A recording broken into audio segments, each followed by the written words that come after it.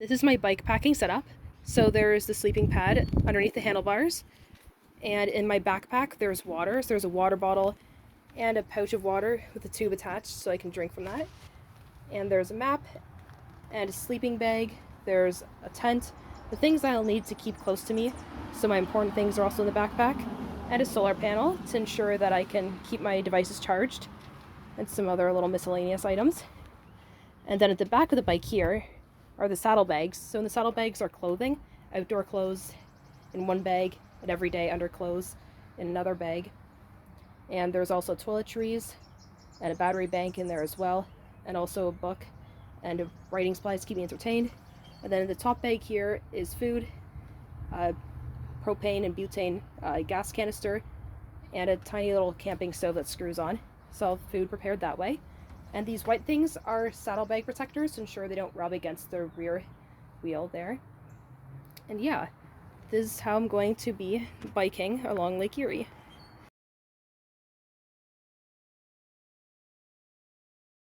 I'm riding my bike past the Maple Leaf factory, and I'm heading away from Brantford, now heading towards Mount Pleasant on nicely paved part of the trail. The forest I'm riding through in Brant County makes up 20% of the Carolinian forests that can be found in Canada. Altogether, the Carolinian bioregion composes 1% of Canada's landmass, yet it contains more than half of Canada's 134 native tree species, totaling up to 75 species.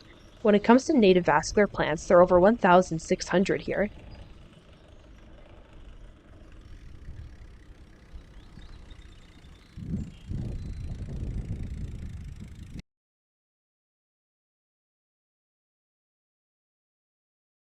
So I'm wearing my body brace.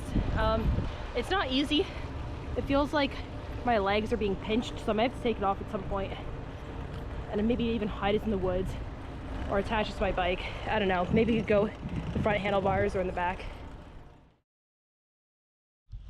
So I'm thinking of hiding my brace in this forest right across from the Brantford water tower, simply because there's not enough room to put it anywhere on my bike, and I'll put a waypoint on where I hid my brace. So luckily that shouldn't be a problem. I know that I hid it across from the Brantford water tower on the side of the trail.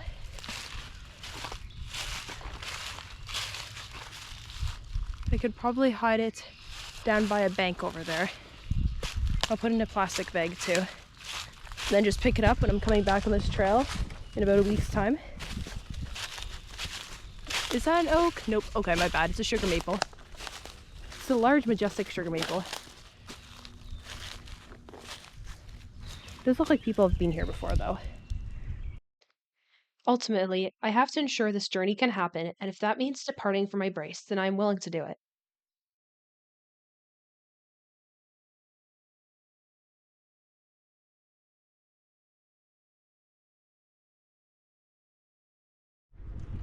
In geological terms, this is the St. Lawrence lowlands, defined by deliciously fertile, deep topsoil above stratified, which means layered, limestone and shale bedrock.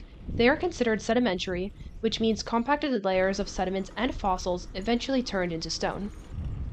Its crumbly nature contributes to the soil being alkaline, aka base on the pH scale.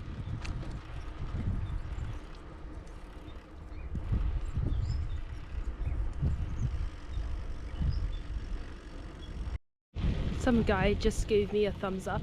I feel honored that another cyclist is proud of what I'm doing, bike packing. Feels good. I mean, it would be nice if other people could do this too. Maybe I'm inspiring some. Little did I know the irony in that statement would soon become apparent. I remember checking out Willow Lake many years ago. When I was younger, I would ride my bike past here with my family. We would see this. And oftentimes this is as far as we could go. We would go to Willow Lake, turn around and head back on the trail to Brantford. But that's not going to be the case this time. Quite a few years ago though, like 9 years ago, I went bike packing with the family way past Willow Lake, like all the way to Port Ryerson. Imagine being sardine, much closer to people than even in a neighborhood, and there's not really any nature around. I guess there's a lake and the trail, and that's it. No, I just couldn't ever live in a trailer park.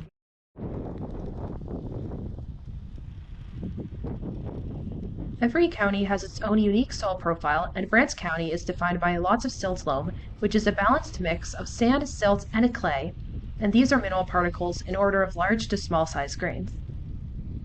The silt loam horizon goes up to 20 centimeters deep, it contains decent organic matter, and it's mostly well drained. These characteristics lead to growing grain corn, forage or hay crop, and soybeans as the dominant crop. Specialty crops, like apples and strawberries, are limited due to higher nutrient demand and soil requirements.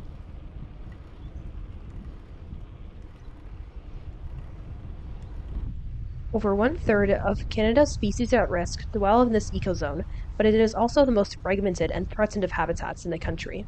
Apart from forests, habitats include tallgrass prairie, scrubland, savannas of various kind, and all sorts of wetlands that make up the Carolinian zone. Slight variations in soil moisture, soil type, and elevation influences what kind of trees will grow in an area, in turn influencing what kind of forest it will become.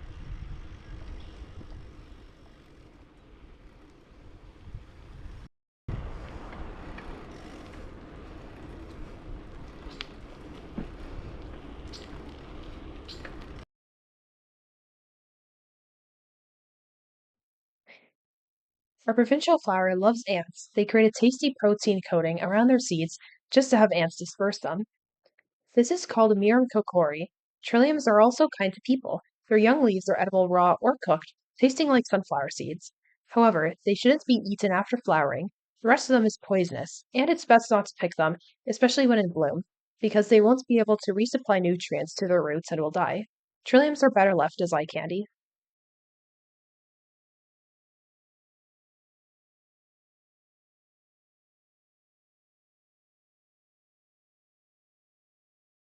So something purely coincidental happened. I was just exploring this little tiny trail because I've never really went down before, and it said that this is a lowland swamp, so this forest was piquing my interest.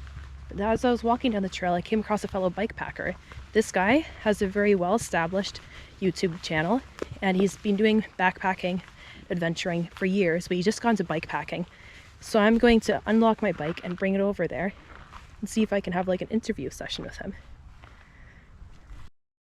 It's Dave here with you, and it's so nice to be on the channel today. So I'm out here bikepacking. I'm not from around here, so when I came down here, saved up a few bucks. I got it from Sport Check, 355 bucks, taxes included. And then I went with the Rock Bros, waterproof, dustproof saddlebags.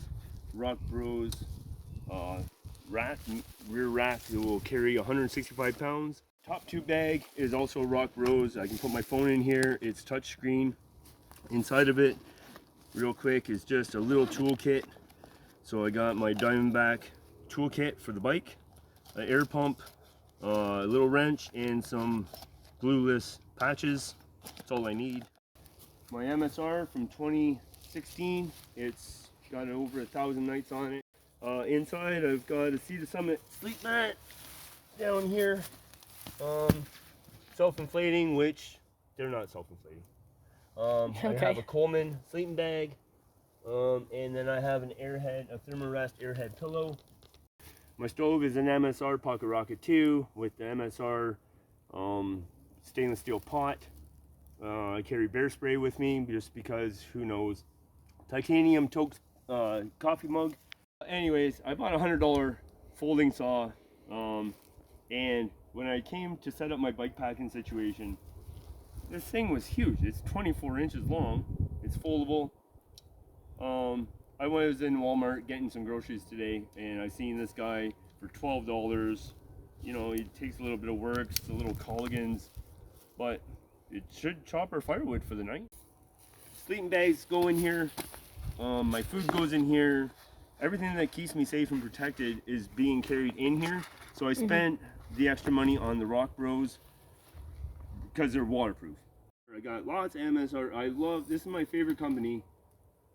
Am I buying it for the name? Absolutely yes.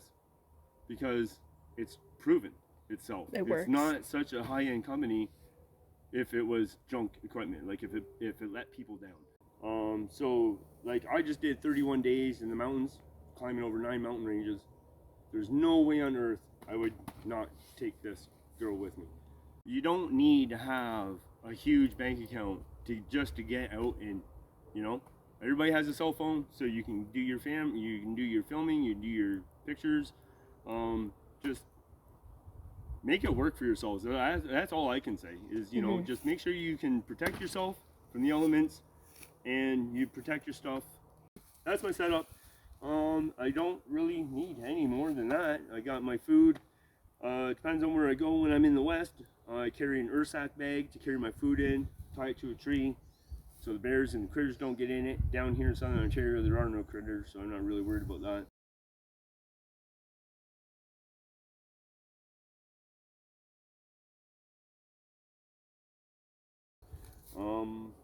Other than that, this is, yeah, the water bottle and, yeah, tools, food, shelter.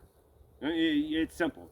You need to eat, you need to sleep, you need to protect yourself from the elements, and you need to travel. Yeah. So if you just like what you got going on, if you can put that together, get out and do it, people. Just get out and do it.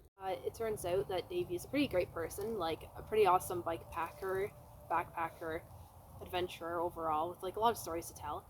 So we connected over that and our love for nature, and I decided to camp here for the night. It's a lovely forest, so may as well spend the night. He actually had a saw with him, so we're gonna have a nice fire and share some dinner, and it would be cool just to like hang out with someone, even though ironically I came out in nature to spend some time alone and just to really have some more me time. But that doesn't end up happening, like especially in southern Ontario, you're bound to have human interactions regardless of where you go, even if you're supposed to go on a nature trip. I don't think there's red pine here, and those have 2 needles, are bristly, by the way. I have seen white pine, lots of eastern hemlock, and there was even bur oak, which surprised me. I saw bur oak leaves on the ground here. This is a beech leaf. You can see it has straight sinuses, and those lead right out to the points there. This is another example of beech, just a larger leaf instead.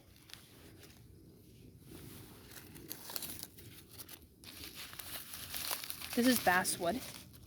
So it's very large, and it's got these very spiky serrations, like lots of teeth. So it's basswood.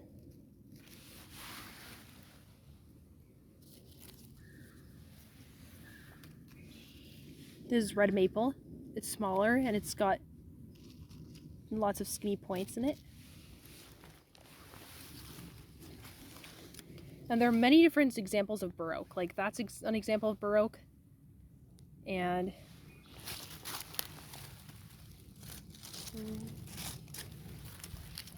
this is an example of bur oak, this wacky individual. Let's see.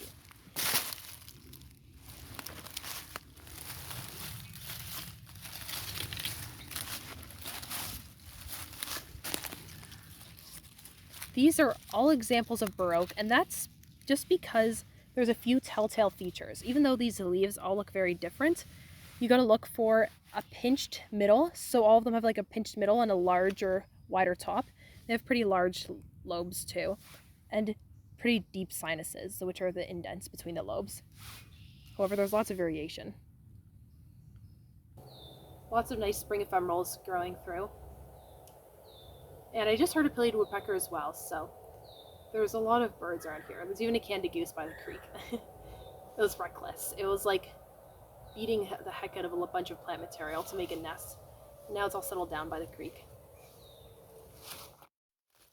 So skunk cabbages everywhere, and lots of beech trees, and eastern hemlocks, and maples around here, and some white pines. I even see a few ashes, so that's the dominant life forms here. And aside from trees on the understory. This is wood anemone, named for its toxic compound anemonin, an especially sun-happy spring ephemeral. The droopy flowers will spring up and open under only the best of lighting conditions. Their petals are actually sepals, which are modified leaves. Regardless, hoverflies love them as their top pollinator, but their best efforts won't increase wood anemone's growth rate, being a couple meters per 100 years across the woodland floor.